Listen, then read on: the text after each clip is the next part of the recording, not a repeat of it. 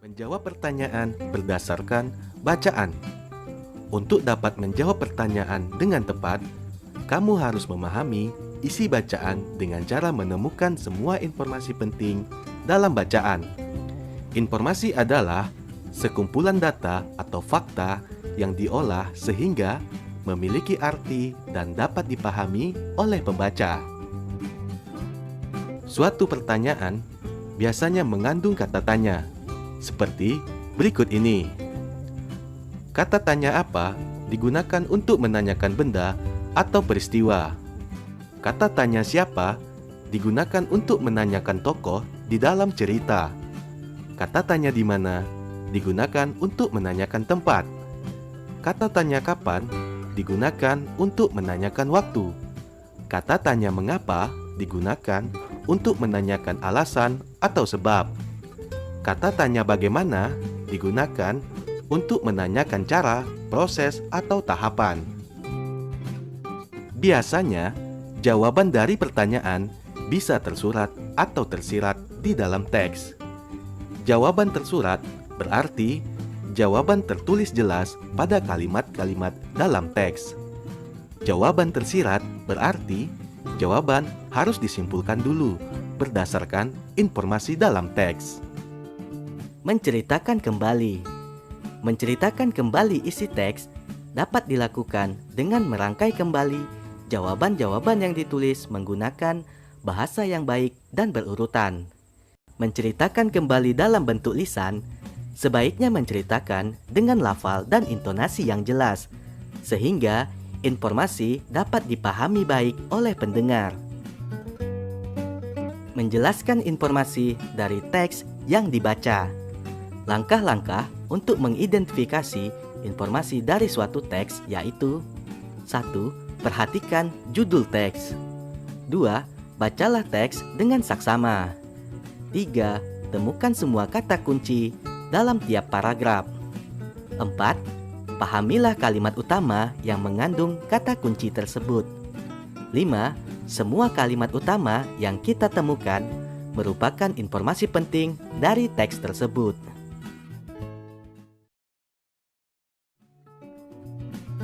Menuliskan informasi dari teks pada tabel. Informasi merupakan sekumpulan data atau fakta tentang suatu hal. Bentuk informasi dari suatu teks berupa informasi tersurat dan tersirat. Informasi tersurat merupakan informasi yang secara jelas dapat kita temukan dalam teks. Informasi tersirat adalah informasi yang tidak disajikan secara langsung dalam teks. Setelah menemukan informasi penting di dalam teks, kita dapat membuat catatan singkat mengenai hal-hal pokok yang dibicarakan. Agar lebih mudah diingat, catatan tersebut dapat dijadikan dalam bentuk tabel. Tujuannya untuk memudahkan kita saat menceritakan kembali isi teks yang telah kita baca tersebut. Ayo simaklah teks berikut. Tuanku Imam Bonjol yang memiliki nama lengkap Muhammad Shahab merupakan salah satu pahlawan Indonesia. Beliau lahir di Pasaman, Sumatera Barat pada tahun 1772 dan wafat di usia 92 tahun, tanggal 8 November 1864. Peto Syarif adalah panggilannya ketika remaja. Saat dewasa, beliau terkenal sebagai pemimpin yang tegas, menentang penyimpangan ajaran-ajaran agama di Sumatera Barat. Berdasarkan teks tersebut, informasi-informasi penting yang ada di dalam teks antara lain, nama lengkap Tuanku Imam Bonjol adalah Muhammad Shahab. Informasi yang kedua, Imam Bonjol lahir pada tahun 1772 dan wafat tanggal 8 November 1864. Kamu bisa mencari informasi-informasi penting yang lainnya yang terdapat pada teks. Ayo carilah 2 informasi penting lagi dalam teks Tuanku Imam Bonjol. Berdasarkan teks tersebut, kita dapat mengetahui informasi lebih lanjut dengan membuat tabel seperti di bawah ini. Apa yang kamu ketahui tentang Tuanku Imam Bonjol? Kamu dapat menuliskan dalam kolom berikut. Nama lengkap Tuanku Imam Bonjol adalah Muhammad Shahab. Kemudian, Imam Bonjol lahir pada tahun 1772 dan wafat tanggal 8 November 1864. Ayo lanjutkanlah dan tulislah tentang yang kamu ketahui dari Tuanku Imam Bonjol. Pada kolom kedua, apa yang ingin kamu ketahui lebih lanjut tentang Tuanku Imam Bonjol? Contohnya, siapakah orang tua Tuanku Imam Bonjol?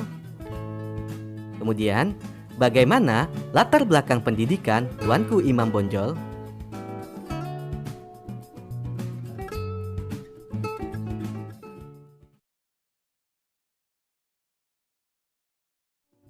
Menuliskan informasi berdasarkan gambar pada tabel. Setiap teks memiliki informasi penting yang dapat kita temukan setelah membacanya. Misalnya, kamu sudah membaca cerita tentang perjuangan Pangeran Diponegoro. Kamu sudah memiliki informasi sebelumnya. Informasi tersebut misalnya, Pangeran Diponegoro merupakan salah satu pahlawan Indonesia. Pangeran Diponegoro berjuang dengan gigih saat melawan Belanda. Walaupun telah memiliki beberapa informasi, kita dapat mencari informasi lebih lanjut dengan terlebih dahulu membuat pertanyaan yang berkaitan dengan tokoh tersebut. Setelah itu, kita dapat menuliskan semua informasi tersebut ke dalam tabel, baik informasi yang sudah kita ketahui maupun informasi yang ingin kita ketahui lebih lanjut. Contoh menulis informasi berdasarkan gambar pada tabel. Pada kolom pertama, terdapat tokoh nasional, yaitu Pangeran Diponegoro. Pada kolom kedua, berisi informasi tentang Pangeran Diponegoro. Informasinya yaitu, Pangeran Diponegoro merupakan salah satu pahlawan Indonesia. Pangeran Diponegoro berjuang dengan gigih saat melawan Belanda. Membandingkan informasi sebelum dan sesudah membaca teks. Sebelum membaca sebuah teks, kita mungkin sudah memiliki beberapa informasi tentang isi teks.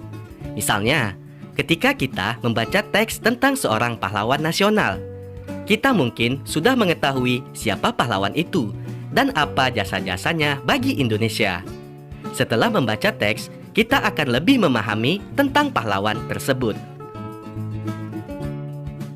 Kita dapat membandingkan informasi yang kita peroleh sebelum dan sesudah membaca teks. Manfaat kegiatan membandingkan informasi sebelum dan sesudah membaca teks antara lain, memastikan apakah informasi yang kita ketahui sebelumnya sudah benar atau belum, menambah pengetahuan kita tentang teks. Contoh membandingkan informasi sebelum dan sesudah membaca teks. Informasi awal yang sudah diketahui tentang Hari Pahlawan. Informasi pertama, Hari Pahlawan diperingati setiap tanggal 10 November. Informasi yang kedua, Hari Pahlawan merupakan hari besar nasional. Informasi ketiga, peristiwa yang terjadi pada saat itu yaitu pertempuran melawan penjajah Belanda. Nah, setelah membaca teks, kamu jadi mengetahui informasi tentang teks lebih lanjut. Pada kolom kedua, informasi yang diketahui tentang Hari Pahlawan setelah membaca teks. Pertama, Bung Tomo merupakan salah satu pahlawan nasional. 2. Bung Tomo dan rakyat Surabaya menentang kembalinya Belanda. 3. Bung Tomo membakar semangat juang rakyat untuk bertempur sampai titik darah penghabisan. 4. Bung Tomo melakukan perlawanan yang dikenal dengan sebutan Pertempuran 10 November 1945.